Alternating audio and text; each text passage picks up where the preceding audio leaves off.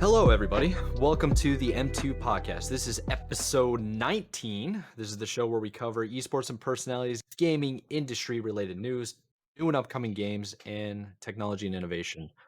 I am your host, Michael Antony, my co-host, Mr. J.K. Heath, aka Kyle Heath. And before we get into what we've been up to the last week, we want to give a quick little shout out. We do have a guest episode coming out pretty soon. The one, the only Gunshot. If you're a Halo fan, definitely keep an eye out for that. Hopefully, we get it posted. When do you think, Kyle? Like sometime next week? I'm thinking Monday, hopefully. Yeah. I guess the Monday that follows this episode going out, should be the goal. So Yep. It was look out definitely for a it. banger. We had a lot of fun, and it was just like good insight to see from like the pro perspective of Halo Infinite and what they got going on. Yeah, definitely. So, yeah, quick little plug for that episode coming up. Make sure to check it out. And without further ado, Kyle, what have you been going? Like, what have you been doing this week? What have I been doing? It's Hmm. a good question. Um, I'm trying to think if I played any games this week. You telling I, me you didn't? I actually don't think I did, which is like Is that crazy. two? Is that like 2 weeks in a row? Because I don't think you played much games last week. Yeah, I didn't. I don't know. It's between like just making content and just like kind of chilling Editing and out. stuff. Yeah, like editing and whatnot. But I mean, if anything, I just want to point out our reigning champions that we're Oh, repping right yes. now. Uh, Yes. Mike and I both bought Sentinels merch, and we Keep just so happen to be repping it on the same episode. So um, but yeah, I think the whole like, I have to say, this whole like buying merch and stuff of like the orgs is like, it's the best thing ever. I don't know why. Like, I just it, love wearing this merch.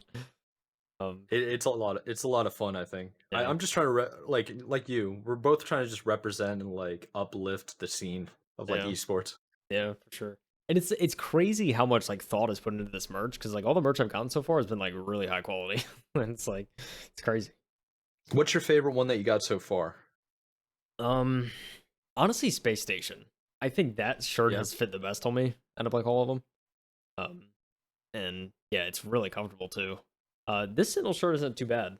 It's definitely a little like long, but it still fits pretty well, so be really curious when I do plan on picking up some 100 Thieves at some point soon. So if I pick Same. that up, I'll be really curious to see because that's certainly a more premium price tag too on their merch. So Yeah, I didn't see any sales going on when I was like going through all the big heavy hitter esports and yeah, orgs.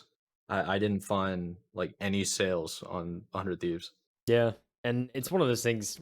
I don't know. I mean, probably for some of their older stuff they'll do sales, but I feel like for the most part, especially like their Foundations collection, which is like the staples, that probably just Yeah. stays. Unless there's like a holiday, it probably just stays the same price. But yeah, I mean that'd be a good thing to check out on like around Black Friday and stuff. Is like what orgs decide to do sales. So oh Yeah, that's a man, good point. um We're not far away from Black Friday either.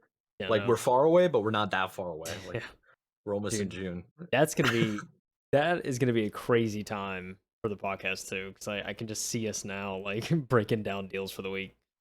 Um, so yeah, Yeah, that used to be like one of the main things I love doing. yeah, Like a couple of years ago when I first started this podcast, I would do deals of the week at each individual store. But it felt as though I was like reading just a laundry list. It could yeah. be kind of boring. So it's like, thank God I have you. I can bounce stuff off Uh, of. yeah. I mean, also, just a, I guess, a little sneak peek some of the stories this week. We're going to be talking about some products that could very well be Mhm. on sale by the time Black Friday happens. So it'd be something to Yeah, keep in mind for and get very, into. very, very, Anyway, very true. I don't think I had anything else really. What about you, Mike? Have you been playing some stuff? I got back into Halo Infinite, so they released the update yesterday. Before then, last Friday, so yeah, the day after the podcast, but the podcast episode 18 premiered or like went online. Um, download the update on console, and I put up with the gun jamming and the glitches. But I was having fun. I was just playing like casually, and I'll tell you, it. I felt lost because like I was grinding it nonstop from the initial release until basically the start of season two, which was about a month ago, the start of this month, and it took a. I didn't feel comfortable until like last night or the night before. Bro, I was Oh like, man. okay, I remember the pace because that was the biggest adjustment period. It was like the pace of which like you need to know how fast you're supposed to go and then when to slow it down. Yeah. And I was just full throttle like the whole time and I was getting popped. I was like, what's going Yeah. on? And then I was like, wait, let's slow it down. I was like, oh, okay, this is way easier. People are more free this way because they're going full throttle. Yeah. um It's good. yeah, outside of Halo, I mean, not really much, man. Like a little bit of Rocket League here and there, just trying to just vibe out, get into that like champ grind again that I used to be on. Mess around a little bit with Overwatch here and there, but yeah, I've been keeping it kind of casual, just kind of chill. Yeah. So Dude, and like I know over this past week we did within our like own like little group we did that video game checklist of the franchise checklist yes, about what all we played. And it was really eye opening for me as there's still a lot of IPs I haven't touched, old and new, and so I got some catching up to do. Hopefully, in the next coming weeks I'll be able to talk about when I'm playing some more. But yeah, right now it's yeah, just been kind of been low key. yeah. For people that don't know what we're talking about, there's a checklist that was going around social media that Crazy Miller found. Right, I think he found it on Twitter. But basically, what it is, it's like 100 games, and you're supposed to go through and mark the ones that you played, and it's kind of like a bucket list almost. It's like how many have you knocked off your bucket list, but it's just video games. I did it and I got 76. Saw you and Nick do it, and you guys got like sub 30s. Sub 40s And I or was something. like, Yeah. yeah, I was like, dude, I am so old. like, I'm, I like, I'm definitely a gamer, that's for sure. I didn't realize how many of those games I've actually played, Yeah. but Yeah, dude. yeah. I'm just I'm a fraud, man. I'm just gonna be honest. Like I'm on this gaming podcast. I haven't even played a lot of stuff, but Well, hopefully that'll change soon. you played a lot of like super popular, like heavy hitting IPs though, Yeah, I mean and definitely. yeah, Um, so and like the more newer generations, like I don't expect you to go back and play Mega Man, you but know? yeah, like I don't know. There's also like the older. I know like on like probably maybe the Switch or like even the Wii. There's like old like collections for especially for Mega Man and stuff that you can get and like play. So I don't know. Maybe one day. But then Mhm. again, I may just like get like a Raspberry Pi or something and just hook up like a Yeah, RetroPie like emulator and just go through and have fun. So I don't know. One of these days, yeah, I'd definitely give it a shot if I were you. Um, sure. yeah, but I guess without further ado, what do you got for us this week? What Um, happened? got got some stories this week. It was I think you and I both agreed it was kind of like it seemed like kind of a slow week, but there's definitely stuff to pick out. So we Yeah, do have some stuff to go over. The first thing I really wanted to go over, there's been videos I think of this new release, but SteelSeries. I'm just looking at their site for this example, but SteelSeries actually released an updated version of the Arctis Pro Wireless, which is like, in my opinion, probably the best wireless gaming headset on the market. But they actually have some updates for it that they came out with this week. And the Arctis Nova Pro Wireless is what they're coining this. It's essentially it's got some pretty cool improvements from the past one, which we'll go over here real quick. One of the biggest ones is they have this new headset offers immersive 360-degree spatial audio, and then they have some other like buzzwords like enhanced with sonar software. Um, so the biggest thing I think is the 360 spatial audio. The one feature that really caught my eye out of this new release is the ability that they actually implemented active noise cancellation into this one, with the ability to have like the transparency mode similar to like Apple AirPods. And that technology blew my mind. I think I tried a pair of AirPods like maybe it was about 3 weeks to a month ago. I tried some, and it's like when you put it in within a few seconds it just like closes off, and it feels like you have like a pair of noise canceling headphones on, and it's like just earbuds. So the fact that they were able to implement this in like the headset means that they essentially are using this technology so that they appeal to both people that like close back and open back headphones, because that used to be a huge thing, right? Like in the yeah, headphone market was like, okay, do I want to get closed back or open back? And like you had to pick one. You didn't have options really there. Like you like what you like. I personally like open back headphones. I like being able to kind of hear around me while I game. But there's some people that like to just be completely immersed and closed off from the world. So I can see both sides. but the fact that this new offering from SteelSeries has active noise cancellation is pretty awesome, and that's like the biggest thing for me. Just to run through some of the other features real quick.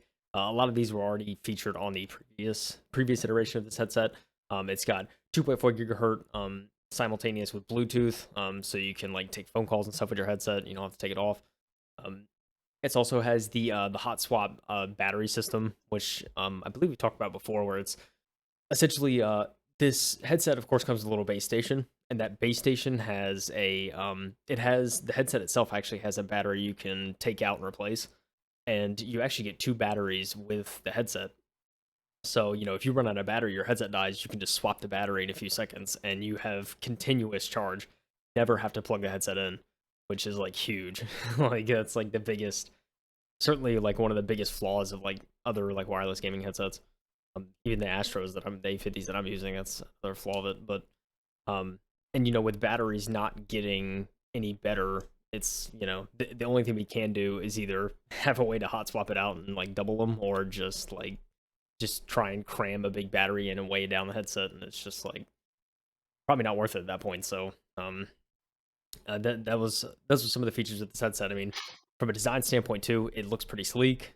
They definitely have updated it to a more kind of steel shine finish, it looks like, at least on this iteration of it. If you go to the website though, on the website the product is actually out of stock right now, unfortunately. I'm sure they'll probably get some more in soon, but Oh, for sure. it also tells you how popular this headset's going to be. And also like the mic itself. I mean, as you can see here, like these photos, whenever the mic fully retracts, it actually integrates pretty well with the headset. So it's almost like you wouldn't even notice that the headset has a mic until you pulled it out. Um, but it seems a lot more sleek, especially than previous models. So, but yeah, I mean, overall, Mike, what do you think? I see you pulling out a headset you got there. Looks like a SteelSeries one, if I'm not Yeah, mistaken. so I'm pulling it out for the people that are watching us on YouTube, and I think we should. By the way, side note, we should probably try to upload again on Spotify. Give that another round. Yeah, But for people that are just listening, I'm pulling out a SteelSeries Arctis Pro. It's a wired version. I prefer wired over wireless in pretty much all gaming related things. For casual gaming, like if I'm not competing, I'll use wireless. But if I am competing, I always buy wired. And the reason for that is you get more power, there's less latency, and the frequency ranges that you get are typically better. Now, like I'm gonna show you the reason why I pulled it out is I'm gonna show you the retractable mic that yeah. they're referring to. I have the So big cam up, by the way, so you yeah, can see it better there. perfect.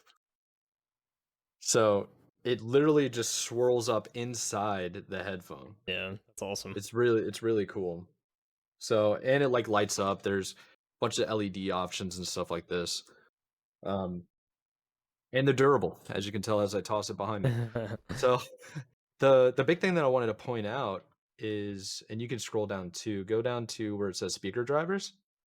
There's a headphone frequency response time, or usually a range is what it really is. And it goes from 10 to 40 uh, megahertz when it's wired, and then it goes 10 to 22 megahertz. 22 is pretty high for wireless.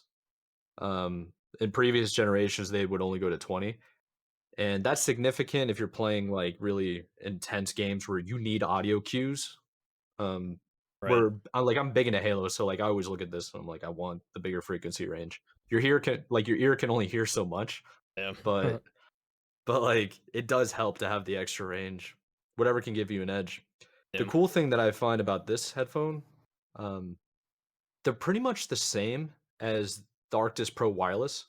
Basically, the wireless version of the one I just showed, but except for the dual wireless, where you can have simultaneous connections that you can switch with a button and Yeah. ease. Yeah. Like that to me is probably the coolest thing, because it basically gives you the option of like the Astro Mix Amp, where you can use the two, technically three different ports to set them up for like, let's say I want to plug my phone manually into it, and I can still use my headset through the mic Yeah. of the Mix Amp, and then like auxiliary can have like I don't know an iPod if people still use those, you know, um, like it could be anything. So yeah, I think this is a pretty popular This is a really good headphone for sure. $350, noise cancellation, and like you said, having that transparency mode. Is that what it's Yeah, called? yeah, it's called transparency mode. Same thing Dude, that the that AirPods have, the Pro Pros. yeah, having the ability to hear around you when you want to hear around you is so crucial, and it's super convenient that you can just turn it off if you're like at a LAN or like you're in a like an apartment or a house or like college dorm. Who knows? Like it's Yeah, super loud there, but you want to hear just the game. yeah, Like block yourself out from the world. Like that's the way to go. yeah, for sure. I'm Yeah, big on it. yeah. A couple other things to note. It looks like this base station that kind of go into more detail about it. The EQ settings, you can actually custom EQ on the Yeah, fly your sound without like that's any like software. You do it all in the base station, which is that's crazy. that's nuts. I don't know of anything. I don't know if any manufacturer that's doing these headphone mix amp like combinations has that ability to do it Yeah, manually. yeah, it's pretty crazy. So there's that. Chat mix, of course, too. You can do on the base station itself, so you can mix it however you want between game and like. It also has multi-system, so you can swap USBs on the fly too. If you're like on PlayStation, want to swap to that, or if you want to swap it back to PC, you can do that. Um, and I think for the most part, I think for people that are probably like content creators who have like a crazy like setup or something like that for audio, it probably I can't see how much use you would get out of this because you could probably just like mix everything into a mixer or something and not have to worry or deal with that. But it's definitely nice to have for the casual just gamer. Um, but yeah, I think overall, like SteelSeries is hitting it out of the park. Doesn't surprise me. They're I think the leaders right now in gaming audio, especially in gaming. I mean, it's there's not really many other people doing it like them. And I think the only other like wireless headset that I could recommend besides this would be the Astros, but even then, that's like you can't compete with Yeah. this. Um, if you're getting a wireless headset, it's again $350. By the way, it is a rather premium price tag, but I think it's worth every penny with the amount of features you get and the longevity you get in these headsets. Because I don't think I've ever heard issues with these headsets, and if they do have issues, they must have a pretty good warranty on them because I've never heard complaints about SteelSeries. So Yeah, the only complaint that I ever had about SteelSeries is the mic always sounded like it never sounded clear. yeah, Like you know how our voices sound pretty good? Like you have a premium mic, I have like a pretty good USB mic. yeah, The mic on the headsets have never been there, but it looks like they're trying to improve on it with this headset. It says the mic works in tandem with Sonar Software's AI algorithms to silence background noise, cutting out keyboard tapping and button smashing or yeah, button mashing. So I mean, they improve it, but that's never going to stop people who don't know how to use a mic properly and will like put it crazy close to their lips. yeah, yeah. So Yeah, I mean, yeah, and I guess they're going for something kind of like RTX voice, almost in a sense of just being yeah, able to like kind of use AI, the power of AI, to be able to cancel out any noise that's not your voice. So I mean, I'll be curious to see how that works. I haven't seen any reviews on it. They may already have that software out there, and there may be some review roundups to go through on that. But yes, definitely super all around. I think this is a pretty crazy good deal. Even at the price tag it's at. So yeah, definitely worth checking out if you're in the market for a new headset. certainly. And if even if you like, I would just recommend the Arctis Pro series in general. It doesn't even have to be this headset. Be the wired, the wireless one. Yeah, A couple of generations past. I mean, they're tournament ready. They're sponsored in a lot of different tournaments as like the official headset. So they're not a joke, and you can get them for a more affordable price than 350. yeah, Just for depends on sure. what you're interested in. Yeah, I even see on the website 10% off. Get 10% off, I guess, if you sign up for their site. So Yeah, and they do free shipping with orders more than $50 yeah, if you're in the USA. So yeah. get a VPN. That'd be really funny typing in that address from Scotland, go CPN. They'd be like, huh? Uh, Just mail it to me. I'll forward it. may charge more Oh, for shipping, but jeez. whatever. Um, Yeah. yeah. See, this is also first in gaming multi-system receiver. And I'm assuming that's. I'm curious if that refers to the simultaneous Bluetooth and 2.4 thing, or if it's referring to the multi-system connect with the dual USB. 'Cause I can't remember if the old one did that. I don't think it did. No, So it does not. I think the only way you can multi-connect to like Astro mix amps or the old they call it stream, is it Steam Deck, DAC, DAC amp or Stream something? Deck, I think is what it's called, Yeah, something like that. Yeah, whatever it's called, but it's yeah, basically the SteelSeries equivalent of the mix amp. yeah. And they have it set. Well, first of all, you can't even use a SteelSeries on an Xbox. By the way, you can Yeah. only use the Astro mix amp because they have a sponsorship with Dolby, Yeah. partnership rather.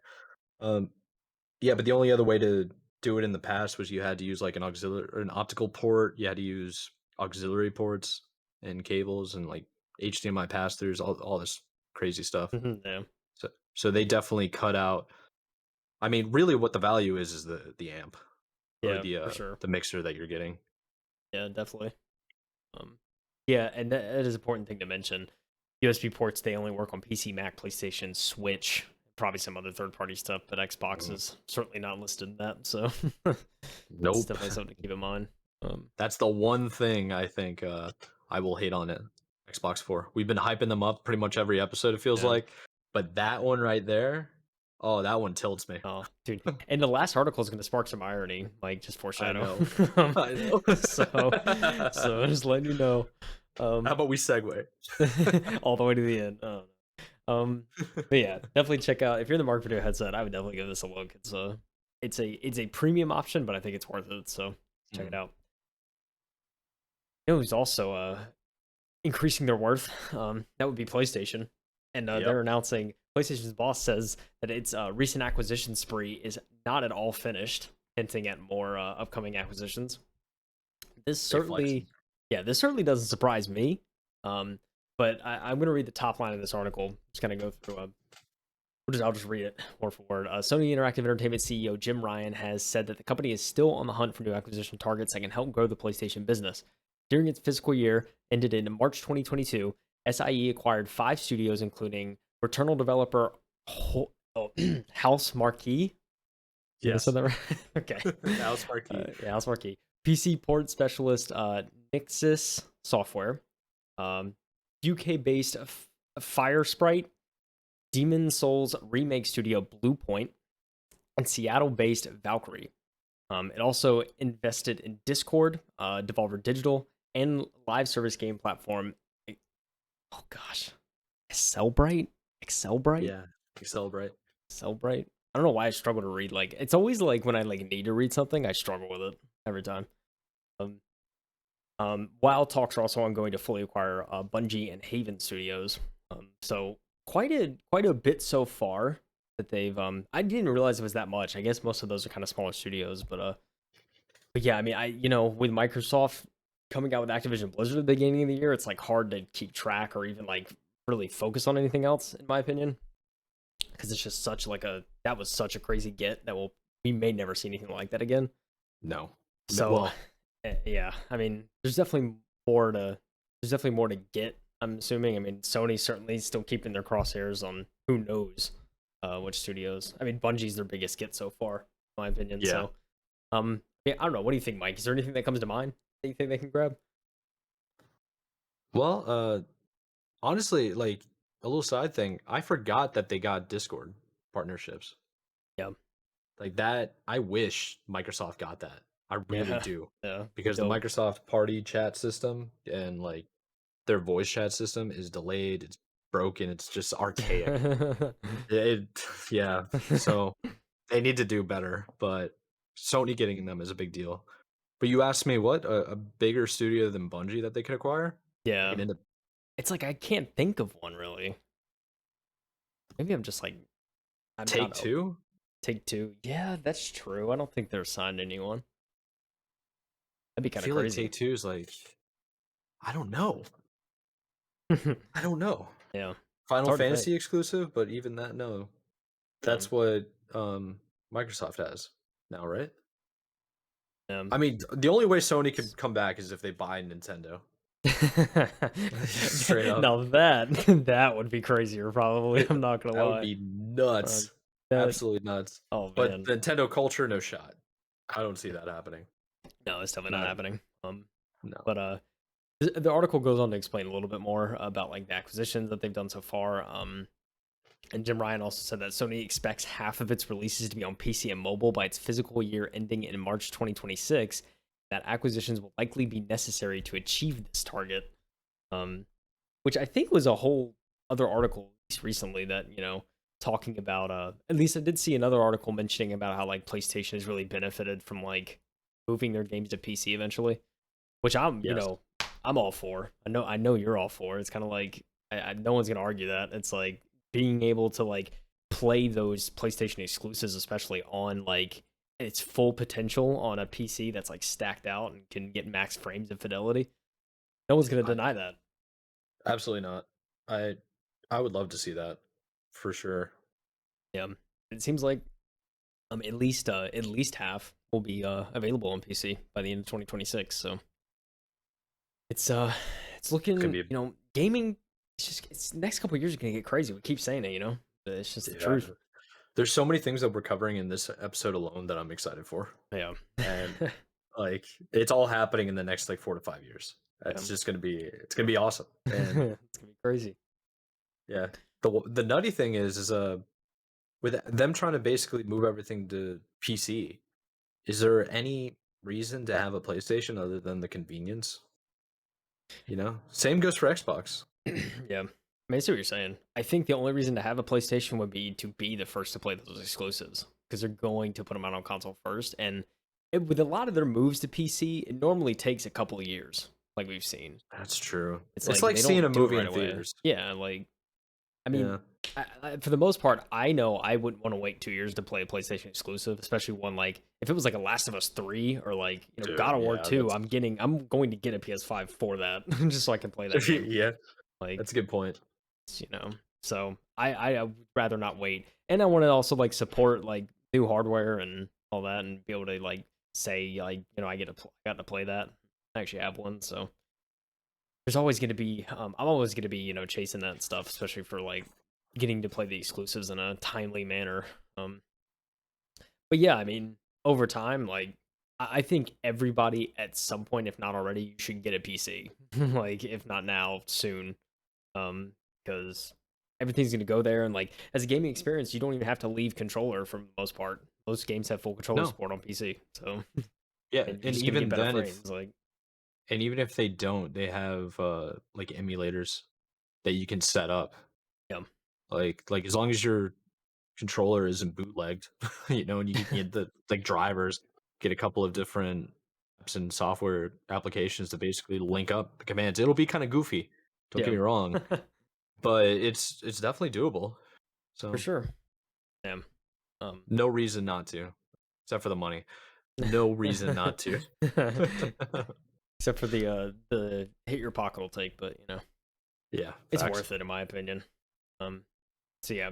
Yeah. You know what? I think there's no surprise here that PlayStation is certainly targeting more studios, and I hope they do get some more because I still want competition, even though Xbox is crushing it. It's always Yes. good to have competition, so Yeah. good to hear. Hopefully. Hmm.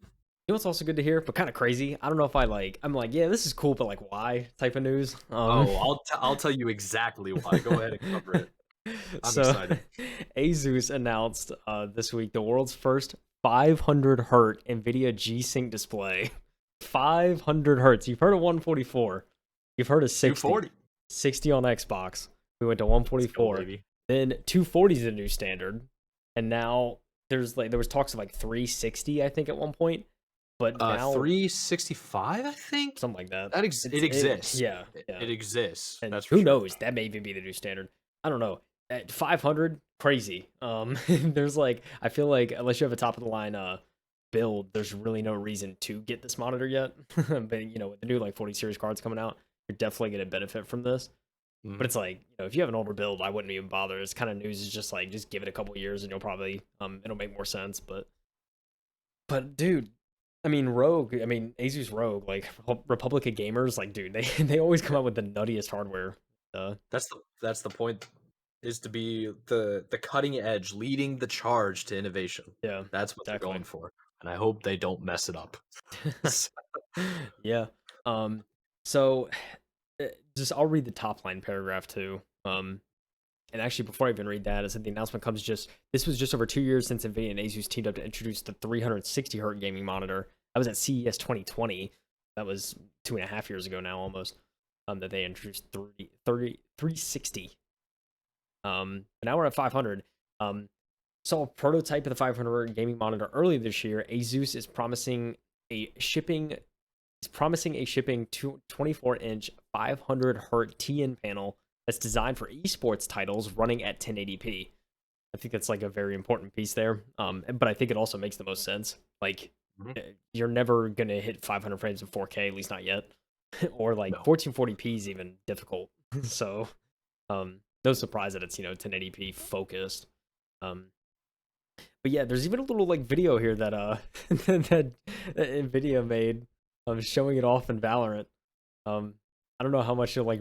I mean, you can tell when they slow mo it, but like of course you're not. If it was full speed, you wouldn't notice. Um, but yeah, they kind of slow it down, and you see 144 hertz at the bottom. Very very choppy. It looks like 240 is definitely better if it's still choppy. Then 500 is like the smoothest thing you've ever seen in your life. um, always marketing. I mean, you take it with a grain of salt. I mean, until you see it in person, it's probably be hard to tell. But I mean, even the jump from 240 to 500, I'm sure it's noticeable, but like, I'm curious as to how noticeable, Um, I have so many opinions. I mean, All right. I'd love to hear it. Okay, let me get into it. First of all, I'm glad they did this video in slow-mo on YouTube because on YouTube you can only publish videos at 60 frames a second. Right. So to do the comparison of 500, 240, and 144 at a normal speed is moronic because you'll never be able to see the difference. So you Right. have to slow it down in order to see the difference. And that's what they're showing there is it looks choppy. It's actually in reality smoother than what you're seeing because YouTube's doing 60 frames a second, but you have to slow it down to see it. Now, Yeah. that's just YouTube. The human eye can see up to 1,000 frames a second. Okay. Yeah. So basically, what we're going to get to is, and for those that don't know, 1 frame per second is pretty much equal to 1 hertz for refresh rate. So, or frequency.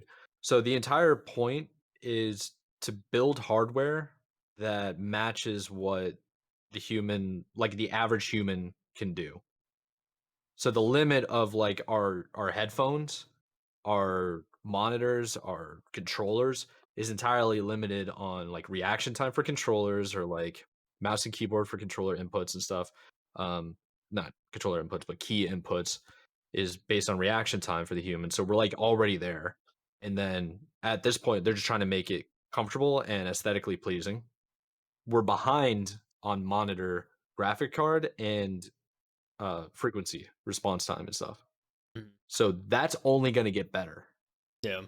So I think it's going to max out at 1,000 hertz, and they're just going to Yeah. call it like 1 megahertz, and then like a tenth of a millisecond response time. Like Yeah. that's basically where I feel like is going to be the end point and Yeah. the goal. But yeah, you can definitely notice the difference, Mm. but it's to what degree, right?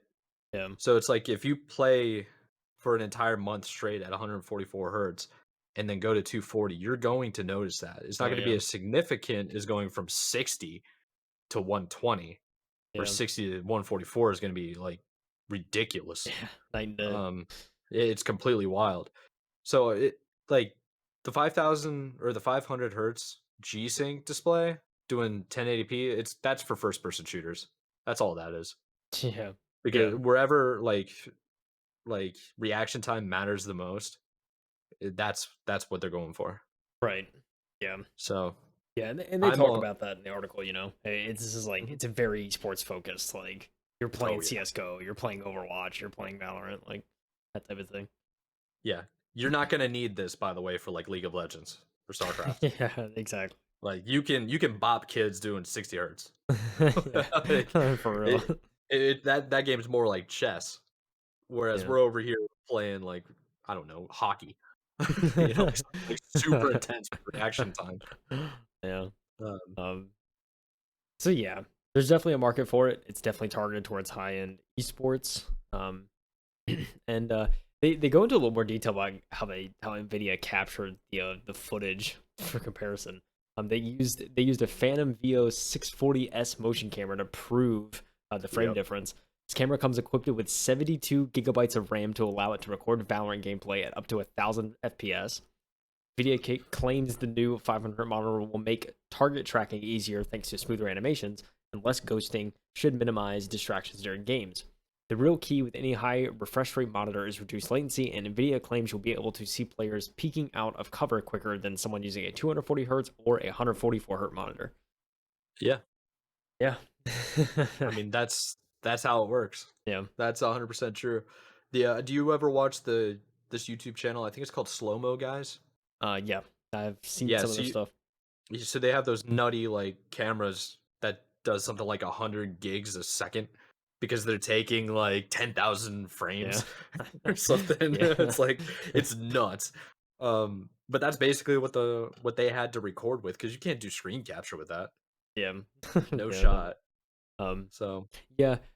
One more thing the article also mentions is that rumors suggest that NVIDIA is going to launch.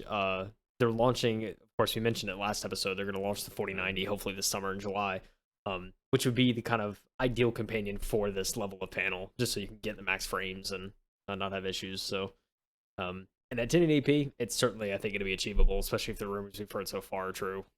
With the amount of power that's going to come out of that card. So, yeah. very exciting times. Very exciting. I just want to know how many frames per second can I get on COD and Halo?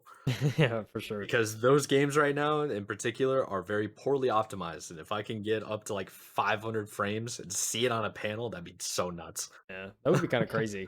It's one of the things It'd be too. Yeah, it's like crazy. games are certainly a bottleneck, and especially some Mhm. titles definitely bottleneck. Become a bottleneck even if you have crazy hardware. So I'll be curious to see how like games perform whenever they have like extra power and all that. Oh So yeah. interesting to see for sure. Yeah, we're getting there. We're definitely getting there, without a doubt. We're also getting closer to PlayStation and VR2, Mike. It's coming up. I don't know when. They haven't announced a date, but what they did announce, or what's rumored, I guess, is that PSVR2 is set to launch with over 20 quote major game titles, um, including the Horizon spinoff that they announced in January. Mhm. But yeah, this article was covered from The Verge. Pretty much saying that Sony expects to have over 20 major titles available for its PSVR2 headset at launch, according to an investor presentation from the company. While it didn't confirm the names nor developers of all the games, a slide confirmed that the list will be made up of a combination of first and third party titles. It suggests it'll include the previously announced Horizon spinoff, Horizon Call of the Mountain. Quote, there's a considerable amount of money being spent on partnerships with independent and other third party developers to secure a considerable pipeline of attractive VR content at launch of PlayStation VR2. That was coming from, again, Jim Ryan over at PlayStation, the president. Nature reported originally to Video Game Chronicle. So yeah, I mean, it's it says it also says in the article here too. It's unclear whether those 20 plus titles are going to include a port of Half-Life Alyx, which I think would be pretty cool, especially if they brought it over to a next gen console or I guess current gen. Um, but yeah, it's yeah. Again, like I reading articles like this, it's like yes, like Yeah. I want to see like crazy VR games, and I'm so curious to see, especially with like the upgraded tech, what like a console VR can do, let alone like PC when you have like all the power, you know. But I think PSVR 2 is going to pack a punch even on console, because I know PSVR 1 did the same for PlayStation 4. So this extra hardware, it's going to be crazy. I don't know. Are you excited for VR, Mike? I don't know. I don't know what your stance is on it, or if you're like trying to like get it at some point or what. So the only reason why I don't have a VR right now is I don't feel like I have the space. Yeah, it's a good point. So like my setup is kind of weird. It makes people nervous. I posted on Twitter and actually like took a picture of it. And I said it gives people anxiety when they see where my actual like my full ATX is. It's up high. It's literally above like 5 feet up. Yeah. off the ground. And it's really heavy. Luckily, I put it on something sturdy, but when people see that, they're instantly like, "Oh my god, it's gonna fall." If it does, I'll freak out, but it won't fall. We're gonna be fine. But the other reason is, like, if you look in here, I don't have much space to move around. Right, yeah. So, that's really where I'm personally at. I also don't have a PlayStation, but, Yeah. I mean, I'm moving soon.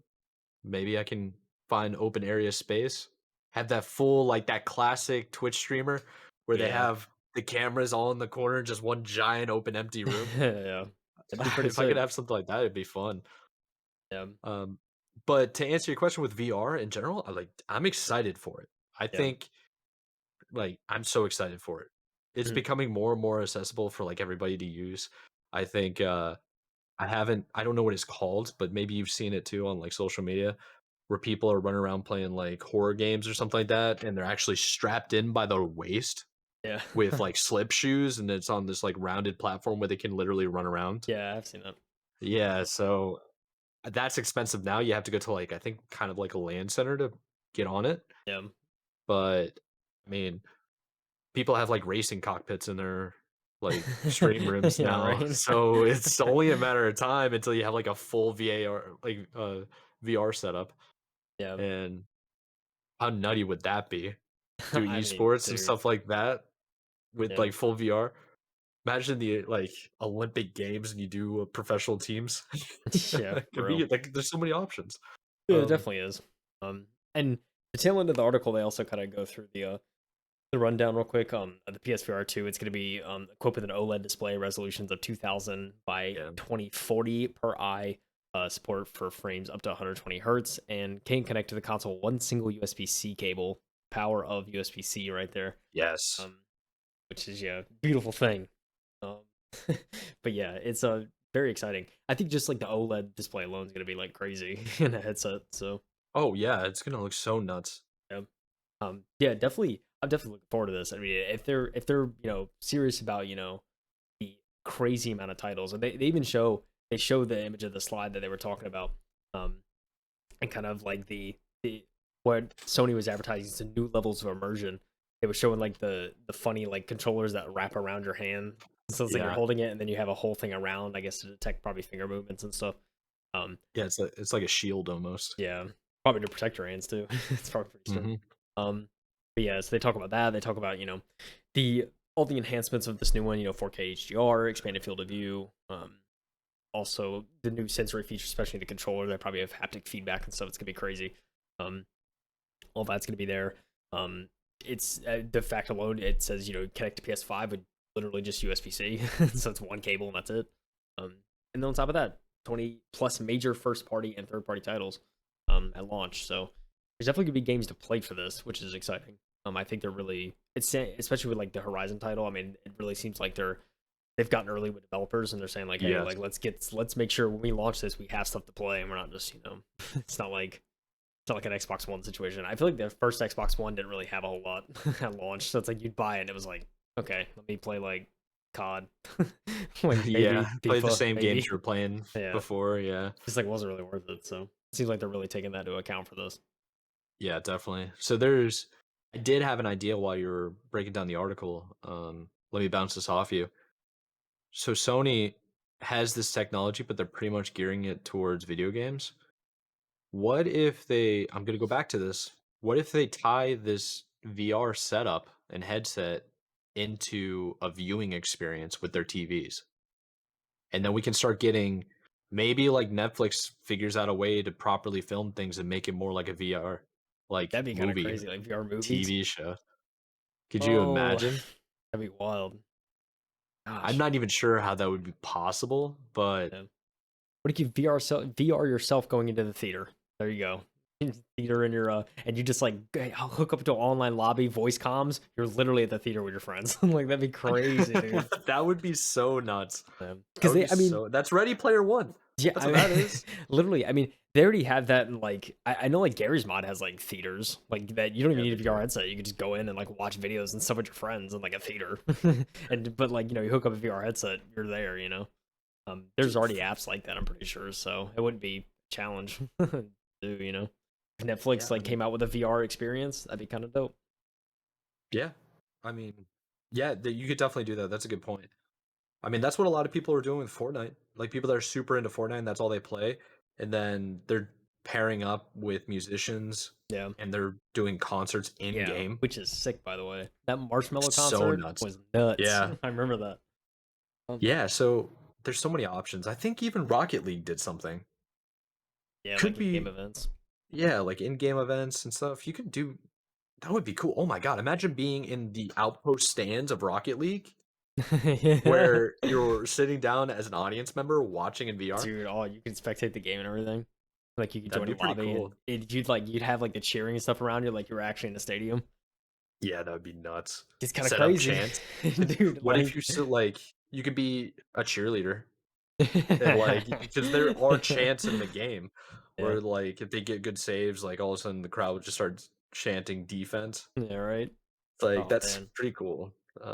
Yeah, but this technology I think is just opening the doors. We're only at the beginning. yeah, Um, definitely only at the beginning.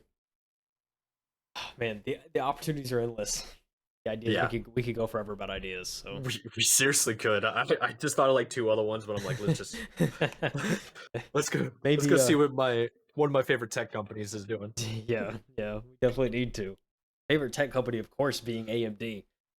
This week was Computex. For those that don't know, these CPU manufacturers tend to go and disclose. They tend to disclose more info about like their new and upcoming hardware. And AMD talked more about Ryzen 7000 CPUs, the AM5 socket. That's coming out, the next generation AM socket, Sheesh. and it's looking pretty good, Mike. I ain't gonna lie. I read some of this article. It's getting exciting. I think right off the top, the first thing I want to mention is the first thing that kind of came out with said the 7000 chips are going to be able to boost upwards and north of 5 gigahertz fairly easily. So we're like breaking the 5 gigahertz barrier for speeds on the chip. AMD showed off a 5.5 gigahertz clock speed during its Computex presentation while playing Ghostwire Tokyo, matching the 5.5 gigahertz turbo boost of the Intel's i9 1290KS. Um, it says here not that megahertz mean much for performance and isolation, but both Intel and AMD have many laptop chips that with turbo they go up to 5 gigahertz, and doesn't necessarily mean they're faster at tasks than a lower clocked desktop CPU, for your standard task. But it's still crazy to see. Like, I certainly a few years ago, it's like pushing four. Like if you were pushing 4 gigahertz, it's like whoa, and so now it's like oh Yeah. yeah, that's past and gone. Now it's like past 5 is gonna be the new norm. Um, so no surprise there, I don't think.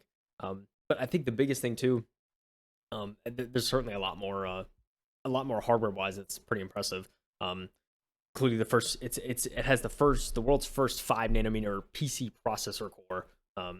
Which is those chipsets get smaller and smaller every generation. So it's like 1 nanometer. Like when are we hitting that? Like nanometers? I don't even know, dude. I'm not an engineer, but like Dude, nanometers are so small too. A lot of yeah, people don't know that. yeah, they're Like, yeah. it's so nuts. Yeah, it's crazy. Um, Biggest thing, of course, they announced at the presentation. They announced, board partners. Kind of the big ones to look out for, especially on the higher end. The X670 Extreme, which is going to be their flagship board. There's some graphics here they showed. The X670 Extreme is going to be like the absolute best board to get with this chipset if you want to be able to overclock and unlock all the performance. The X670 is going to be following that one. Still be able to overclock and everything.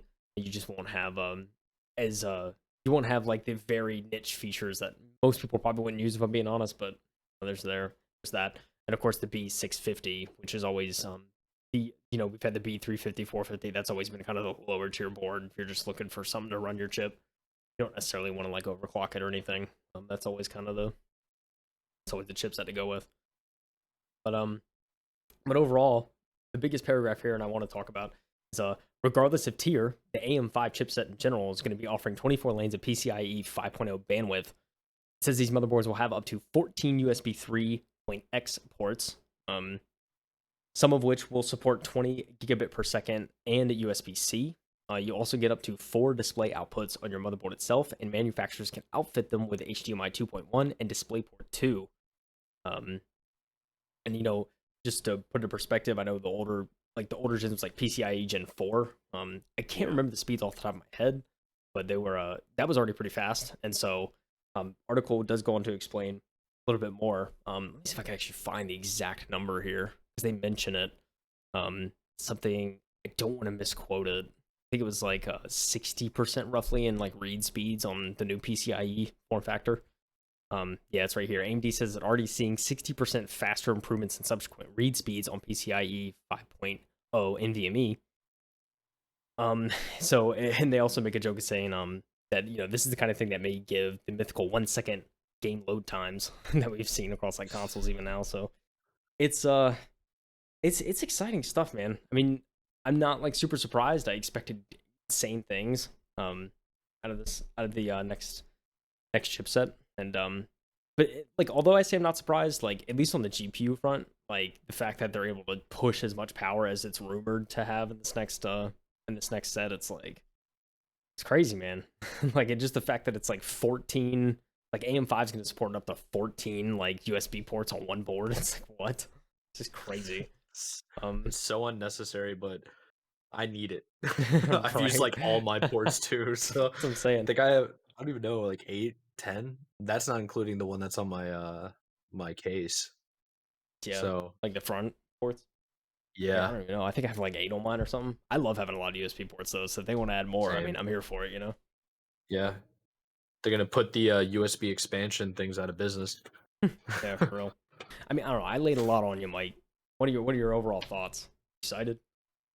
Well, so was it last episode or the episode before where we talked about DDR5 RAM? And we basically got the hint that DDR5 RAM was going to be nutty, Yeah. and not even the hint. They basically said like, "Hey, this stuff's insane." Yeah. And then we found out that AMD was like, "Yeah, we're abandoning DDR4. You got to get DDR5 now." Yeah. And now they're saying you got to get a new motherboard. Okay, so my initial thoughts is AMD for the longest time it was like when you buy a motherboard, it kind of future proofs it for the next like 3 to 4 generations. Yeah. So I did that with X570 motherboard, which is the last generation because they're now doing 670. And like I'm kind of bummed that if I want to go up to this new AM5 CPU, I have to get a new motherboard too. Yeah. I got to get a new motherboard anyway because these AM5s will not work with DDR4. Yeah. So Exactly. you gotta get DDR5. Yeah. So It's in a weird spot where like it's very exciting, right? Because like we're like yeah, ditching old, and like this new is so good that they're saying it's worth to upgrade the new hardware. But at the same yes. time, if you just purchase, it's like kind of buyer's remorse a little bit. It's like Oh, 100%. so I Yeah. mean, it's unfortunate if you just bought new hardware, but it's looking like these upgrades are going to be nothing to laugh at. But yeah, I mean, the biggest thing I think talking about the DDR5 stuff was that it's DDR5 is going to have noticeable like frame improvements in games. Just Yes. the form factor alone is going to offer that. So definitely Yeah. exciting stuff. Yeah. And then what's it gonna be like when the 4090 comes out? Yeah, You know? Or it's AMD could have some like behemoth that they've been just sleeping on and not telling right. anybody. Or who Intel also recently went back into the market for GPUs. Yeah. So, Oh I yeah. mean, now we got 3 major manufacturers coming out with GPUs. We got AMD finally putting an Intel on their heels, where they're like, Intel's like, "Oh crap, we got to step it up Yeah. and lower our prices." So it's good, man. One thing for the Intel fans is they're not like they're used to having to buy a new motherboard every time they get a new CPU. Yeah. That pretty much was the whole gig with Intel. And AMD was always just like, "We're gonna future proof you. Just buy Yeah. the new CPU, old motherboard, we're fine." You Yeah. could probably do it. Who knows? But we'll find out. I can't wait until the tech reviews from all the YouTubers I like Yeah. watching. No, it's going to be absolutely nuts this next year. Um, Yep. But I mean, it also talks about. I mean, they make a joke at the end of the article. So like you were talking about, you're gonna have to upgrade like all your hardware, right? Like it's gonna have to change.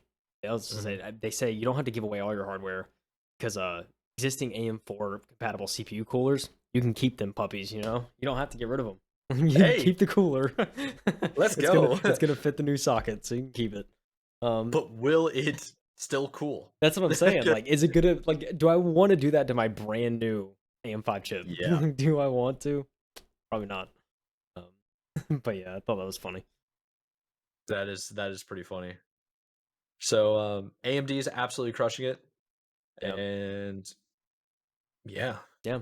Yeah, they like didn't provide they of course didn't provide the actual chips yet. We'll get that later this year of like, here's yeah, the chips coming out, here's the price points, here's the performance. Get that later this year, but it is good to hear that AM5 is just around the corner and we're going to have all new motherboards and all new chipset. yeah. So far we're basically gonna have um an AM5 that's gonna be 5 gigahertz, uh, yeah, 5 gigahertz, and then we're gonna move into a 4090, and then we're gonna buy a VR PlayStation headset, Yeah. and then we're Um, probably gonna go play like Minecraft. and ray tracing. Oh yeah, 200 ray tracing. 500 hertz. Yeah, Oh my and gosh. all of these generations, and Star Citizen still it's not out. Got him. Let's go. Yeah, got him. That's gonna piss off some Star Citizen fans. Um, Yeah. There's always next release if it happens. Come on, mhm. Star Citizen fans. Start writing your local developer and tell them to get it together.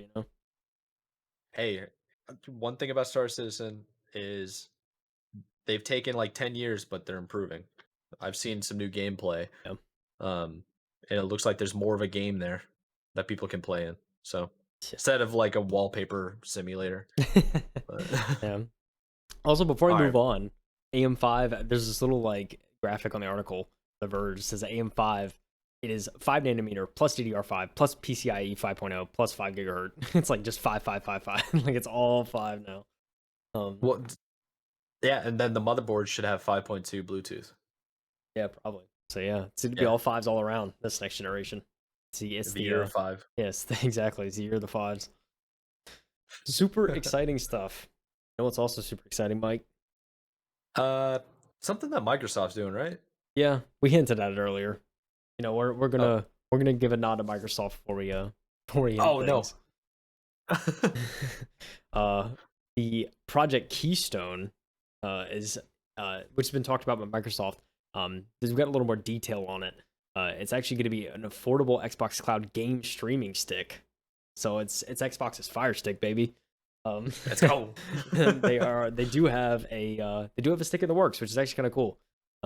It says I'll give their quote. They said our vision for Xbox Cloud gaming is unwavering. Our goal is to enable people to play the games they want on the devices they want anywhere they want. Microsoft spokesperson told Windows Central. As announced last year, we've been working on a game streaming device codenamed Keystone that could be connected to any TV or monitor without the need for a console. All powered off the cloud, baby. That's it. Plug it in, you're good to go. Um, we've talked about cloud gaming a lot on this show, Yes, we Mike. have. I'm big And into it. yeah, I'm big into it as well.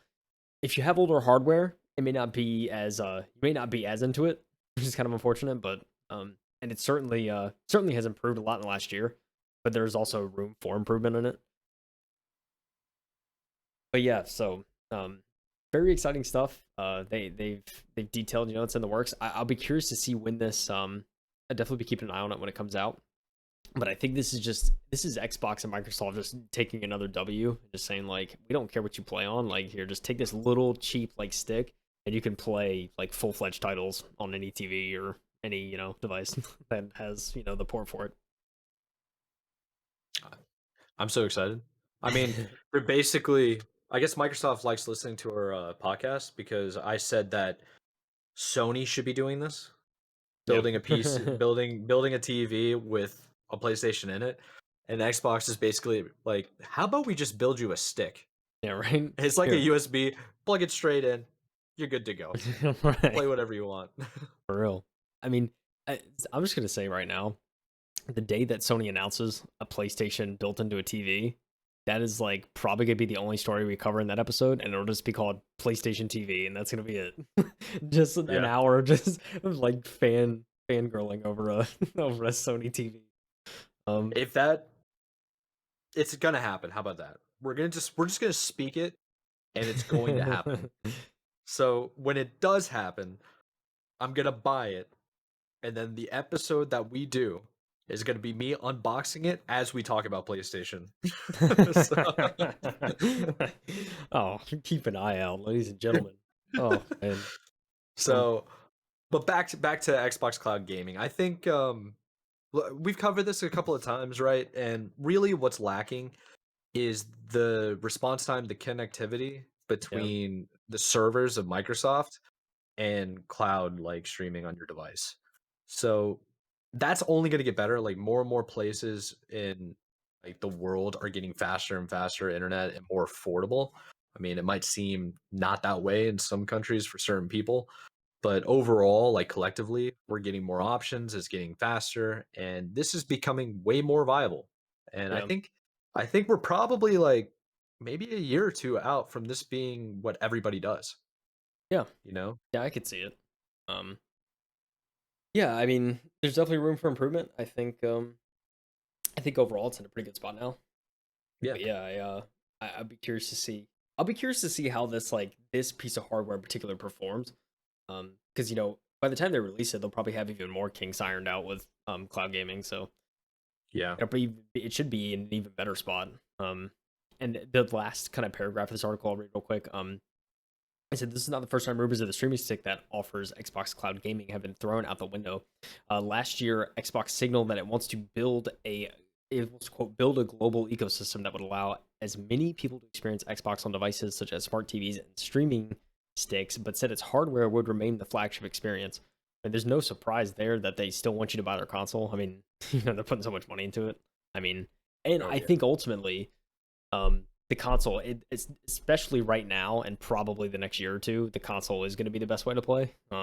Just because you won't have to worry about latency or servers or anything like that. But yeah, I mean, but within a couple of years, I think that may change, and it'll just be like don't need the hardware anymore.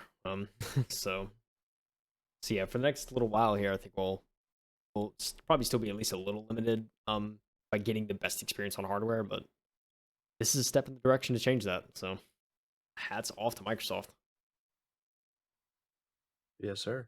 I mean, basically setting it up the way I'm viewing the gaming experience right now, it's like when you're trying to choose what you want between consoles, PC, and cloud gaming, it just depends on the type of gamer you are, right? Yeah, So it's like if you're a little bit more serious and you want to play games a little bit even competitively, or want to get the highest end graphics you possibly can, it's like you got to go with PC because you can like your PC is kind of modular. You can just upgrade whenever you want, like bits and pieces, and yeah, get it better. It's more expensive, but that's the way to go. But if you want something like you're just hanging out on the couch and you want to chill with your friends, or you just want to blow off steam, you don't play it that often. It's like go with the console. And then I think cloud gaming is just really trying to target people that are always on the move. Like cloud gaming is going to be pretty sick when like for people that travel by train or bus or whatever public transit where you're just sitting down, you're wasted like you're just waiting. yeah, It's like or like in lobbies for like doctors' offices. I don't know what I'm talking about. Like you get what I'm saying? yeah, Where you just need to kill time. Like this is gonna be perfect. yeah, And they're leaning into that mobile gaming market that we've seen like quadruple, it feels like, in the last yeah, 10 years. yeah, Like, quintuple. yeah, Like it's crazy. yeah. I think Xbox knows where the money is, and they certainly made a Oh lot yeah. of it, but they know where the market's going. I think for the most part, Nintendo I think saw it early too with the Switch, kind of like trying to get at least mobile, and even like some of their games now are available on the mobile platform, like Pokemon Unite's probably the best example of that. Yeah. So I mean, they know that mobile market's there. I wish Sony would take a little bit more of an advantage of it. I don't know, maybe we'll see something in the next like couple years, but Xbox is certainly not falling behind on that. They see where it is, and I think to your point too. I mean, there are so many situations in our day to day life where like we have just nothing to do. Like we actually have nothing to do because we're like waiting on a train or like we're waiting like to go Yeah. somewhere, or like we're waiting in an office. Like there's tons of situations where you literally like just have to sit there and wait, and like it'd be the perfect Yes. opportunity to just like throw in a game real quick and play. So Yeah. I think it's better to play a game than it is to surf through like social media sometimes. yeah, definitely. Especially yeah, like with anything going on there, like it could be a toxic place for you as a like an individual. It's like games or whatever you want it to be. Yeah, exactly. So it's not inherently like let's not get into it. Games are there for you, ladies and gentlemen. Yeah. When nothing else will be. All right. Uh, Jeez, uh, this got dark. Episode 19. Episode 19. Retitle it. Uh, Episode 19, season 3. Well, see. the darkness, the darkness consumes you. The only bright light is gaming. Oh man. See, I had a good topic tuned in there. I was like, yo, this is a really nice, lighthearted, positive topic. Then I just biffed it. So there we go. But that was all I had this week. I ended it on that. Yeah. Well, yeah, I guess it was kind of a slow week, I feel like. It's Yeah. not we still haven't had like a true banger like we did with Bethesda getting bought, Yeah. you know? Yeah. But yeah, it's I feel like it was a good week overall. Yeah. I mean, the AMD thing is definitely the highlight of the week. Just hearing more, Oh, getting more oh hype for built, sure. built around the new chips. So there's gonna be more too. I mean, I say like I'm sitting here like, yo, June's gonna be like, I don't know, like I don't want to like sit here and say it's gonna be a bad month because we'll definitely find stuff to talk about. But it's like, but then I think about like Summer Games Fest. It starts in June. Like we're definitely gonna have Yeah. stuff to talk about, you know. So I'm not worried. Oh, Um, yeah, I think so at the start of next week's episode, which should be the beginning of June, should it not? yeah, Is that how math works? Yeah, it'll be June 2nd. So at the start of every month we cover the releasable games for the month, the yeah, expected release. Who knows, there could be spoilers at these game fests. But that's a week before the game fest. And I mean, we're basically looking at now is the new technology that's coming out. We're basically in this like 1 to 2 month, 3 month period where like AMD is talking about their new chipsets. Intel needs to talk about theirs. We recently heard about their GPUs. yeah, We recently heard about the DDR5 technology.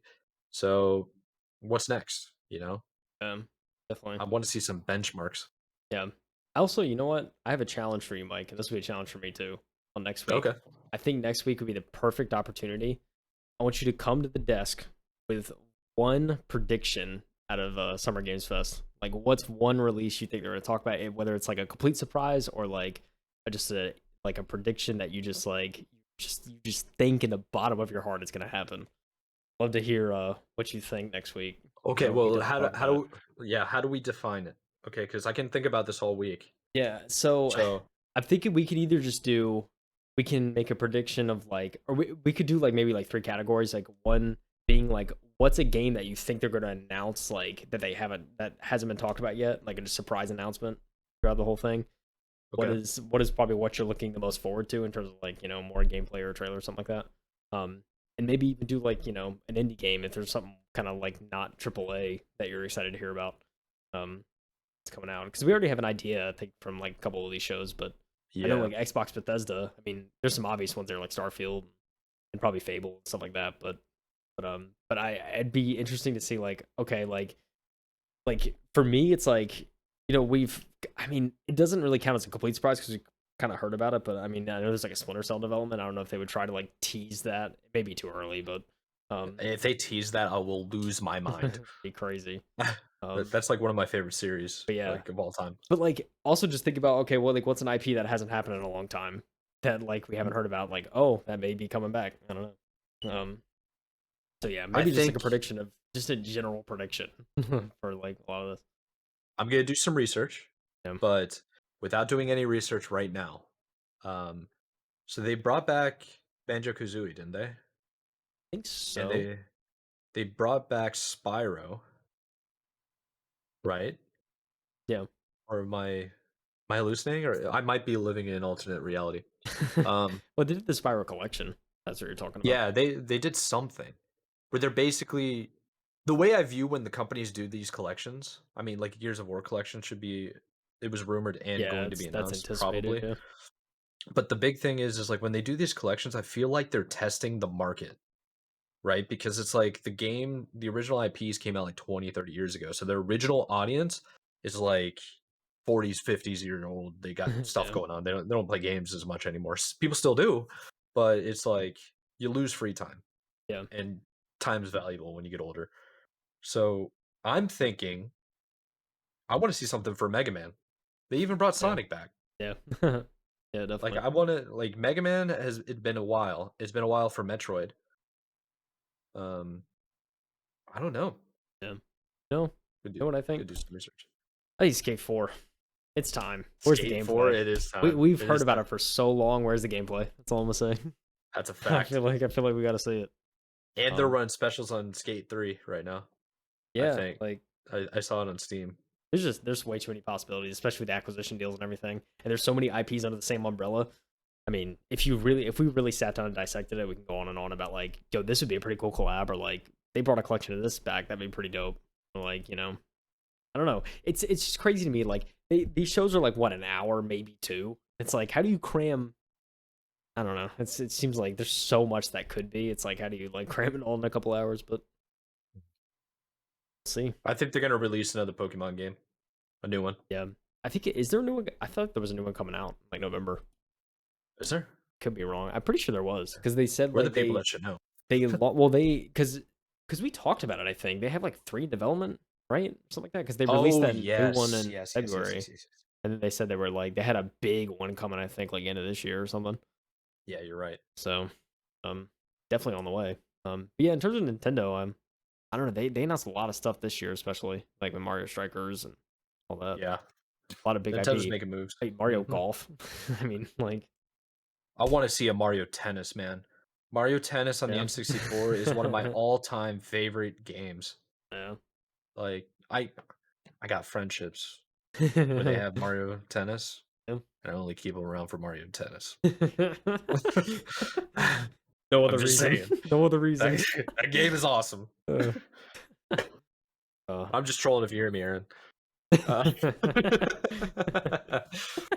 All right. So without further ado, I think we can end on that note. It's a little bit more cheerful than before. That was episode 19. This is the M2 podcast, and we have all the links in the description below, including how to contact us directly. Join the Discord. We're chilling in here. Follow us on Twitter. Spam us, DMs, emails. Doesn't matter. So without further ado, thank you for tuning in. I am your host, Michael Antony, my co-host, Mr. JK KyleHeath, and love the shirt, man. Oh, dude, I like your shirt too. Kind of I like crazy. your shirt, man. I think we planned it. I don't know. Maybe we didn't. It's plan almost it. like we planned it. Hey, you sent me a picture of that shirt, and I was like, I got a black one. He's got a red one. I got a black one. Oh, Let's man. go. Too good. All right. Anyways, if you guys want to check us out on YouTube, please do. We also have a clip channel, and we've been posting on there regularly. Go over there, give it some love. If these episodes are too long for you, and you just want the juicy bits, the heavy hitters, so check it out. Yeah. Without further ado, thanks for listening or watching. Appreciate you. Peace. Peace.